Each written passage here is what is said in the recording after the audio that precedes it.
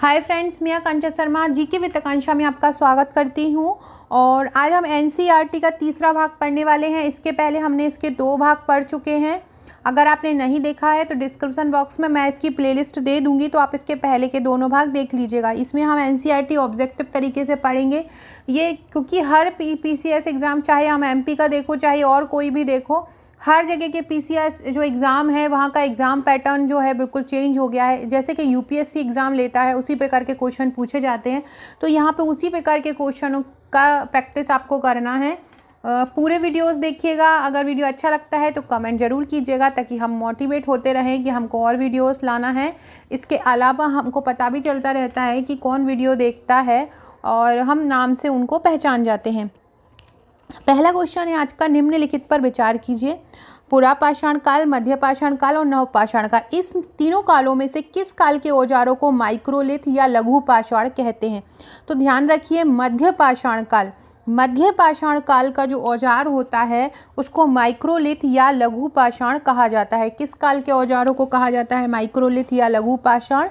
तो मध्य पाषाण काल के औजारों को माइक्रोलिथ या लघु पाषाण कहा जाता है।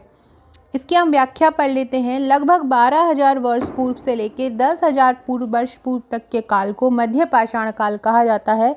इस काल के जो पाषाण औजार थे आमतौर पर बहुत छोटे होते थे, इन्हें माइक्रोलिथ यानी लघु पाषाण कहा जाता था। इस काल के जो औजार होते थे कैसे होते थे? छोटे होते थे। छोटे के होने का माइक्रो मतलब भी क्या होता है? छोटा, और लिथ मतलब होता है पत्थर का, तो इसी कारण इनको माइक्रोलिथ या लघु पाषाण कहते थे। इन औजारों से हड्डियों या लकड़ियों के मुद्दे लगे हसिया और आरी जैसे औजार मिलते थे। यहाँ से क्या बनाया जाता था? हसिया और आरी बनाए जाते थे। साथ साथ पुरापाषाण युग वाले औजार भी इस दौरान, मतलब मध्य पाषाण काल में माइक्रोलिथ के तो बनते ही थे, उस जो औजार बनते ही थे, इसके अलावा जो पुरापाषाण काल में बनते थे वो औजार भी इस काल में बनते आ रहे थे। अगला क्वेश्चन है, हुंसगी के संदर्भ में निम्नलिखित कथनों पर विचार कीजिए। हुंसगी से पुरापाषाण के कई साक्ष्य प्राप्त हुए हैं। यहाँ से प्राप्त अधिकांश औजार बलुआ पत्थरों से बनाए जाते हैं। इसमें हमको बताना है कि कौन सा सही है। तो देखो, हुंसगी जो है वो हुंसगी कर्नाटक में स्थित, और ये पुरापाषाणकालीन स्थल है। यहाँ से पुरापाषाण के ही कई साक्ष्य प्राप्त हुए हैं। बलुआ पत्थर से बनाए औजार यहाँ से प्राप्त नहीं हुए हैं। तो इसका पहला सही हो जाएगा और दूसरा इसका गलत हो जाएगा। इसके बारे में पढ़ लेते हैं। कथन 1 सही है, हुंसगी से पुरापाषाण के कई साक्ष्य प्राप्त हुए। आपको ये ध्यान रखना है कि हुंसगी कर्नाटक में स्थित है और ये पुरापाषाणकालीन स्थल है, और यहाँ से पुरापाषाण युग के ही साक्ष्य प्राप्त हुए हैं। अगला है, भारत में शुतुरमुर्ग के साक्ष्यों के संदर्भ में कथनों पर विचार कीजिए। भारत में शुतुरमुर्ग होने के प्राचीनतम प्रमाण नवपाषाण युग से मिले हैं। आंध्र प्रदेश के पटने नामक स्थल से पुरास्थल से शुतुरमुर्ग के अंडों के अवशेष मिले हैं। प्राग ऐतिहासिक काल में शुतुरमुर्ग के अंडों के छिलकों पर चित्रांकन और इनसे मन के बनाए जाने के प्रमाण मिले। इनमें से कौन सा सही है? 1, 1, 2, केवल 1 और 1, 2, 3।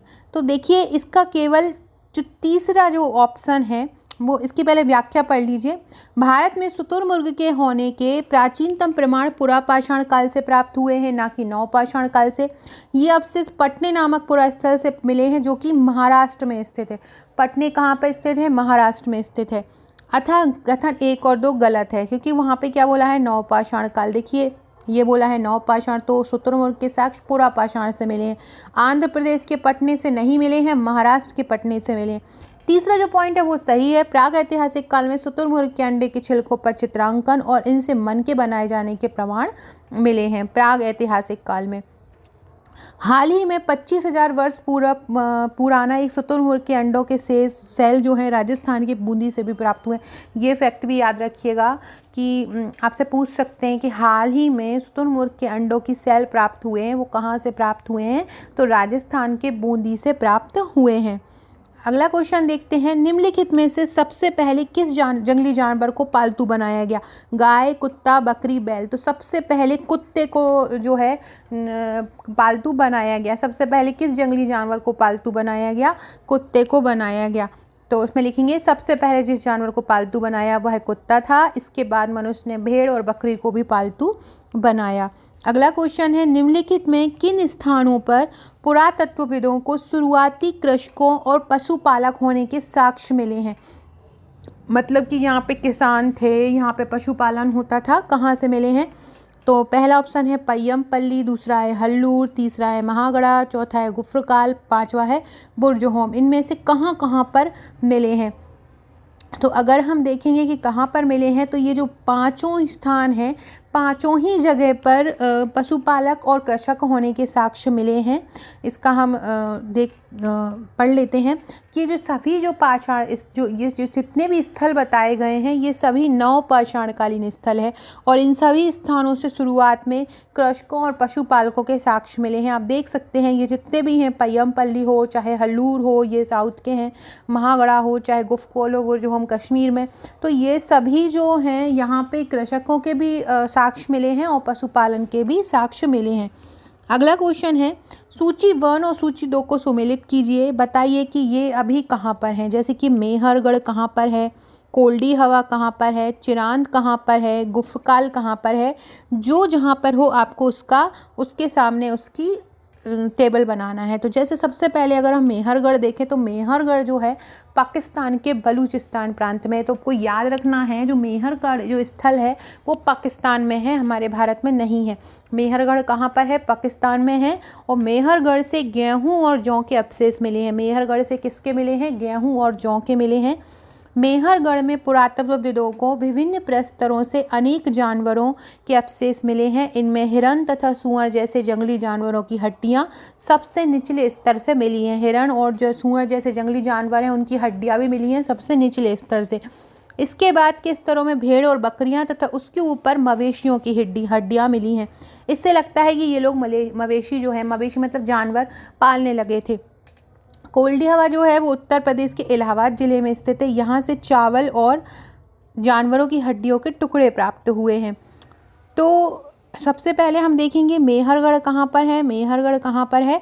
पाकिस्तान में है। मेहरगढ़ कहाँ पे है? पाकिस्तान में है। उसके बाद कोल्डी हवा कहाँ पे है? कोल्डी हवा कहाँ पे है? उत्तर प्रदेश में है। तीसरा है चिरांद। चिरांद है आपका बिहार में। और गुफ्रकाल कहाँ पे है? वो है कश्मीर में। तो आपको ये ध्यान रखना है, चिरांद बिहार में है, गुफ्रकाल कश्मीर में है, कोल्डी हवा जो है उत्तर प्रदेश में है और मेहरगढ़ कहाँ पे है? पाकिस्तान में है। अगला क्वेश्चन देखते हैं। अब अगला क्वेश्चन नहीं है, अगले जो क्वेश्चन है हम नेक्स्ट वीडियो में पढ़ेंगे। और आपको वीडियो अच्छा लगा हो तो लाइक शेयर ज़रूर कीजिएगा। ज़्यादा क्वेश्चन नहीं इसलिए ला रही क्योंकि मेरा NCERT कोर्स पे ज़्यादा व्यू नहीं आ रहे हैं। जैसे ही इस कोर्स को ज़्यादा लोगों तक पहुँचना स्टार्ट हो जाएगा तो अन्य वीडियो की तरह इस वीडियो को भी मैं लंबा कर दूँगी। आपको अगर वीडियो पसंद आता है तो अपने दोस्तों पर शेयर कीजिएगा। डिस्क्रिप्सन बॉक्स में आपको व्हाट्सएप टेलीग्राम ग्रुप की लिंक मिलेगी, उससे ज्वाइन हो जाइएगा। Okay friends, thank you.